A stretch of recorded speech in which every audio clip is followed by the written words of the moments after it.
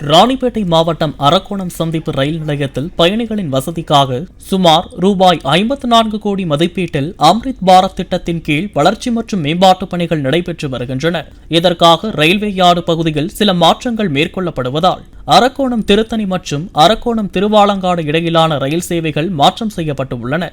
13 புறநகர் மின்சார ரயில்கள் குறிப்பிட்ட நேரங்களில் அரக்கோணம் திருத்தணிக்கு வராமல் திருவாலங்காடு ரயில் நிலையத்திலிருந்து இயக்க நடவடிக்கைகள் எடுக்கப்பட்டு உள்ளன. பிளே ஸ்டோர் மற்றும் ஆப் ஸ்டோரில் இருந்து பாலிமர் செயலியை QR கோடு மூலம் பதிவிறக்கம் செய்யுங்கள். செய்திகளை உடனுக்குடன் பெறுங்கள். பிளே ஸ்டோர் மற்றும் ஆப் ஸ்டோரில் இருந்து பாலிமர் செயலியை QR கோடு மூலம் பதிவிறக்கம் செய்யுங்கள். செய்திகளை உடனுக்குடன் பெறுங்கள்.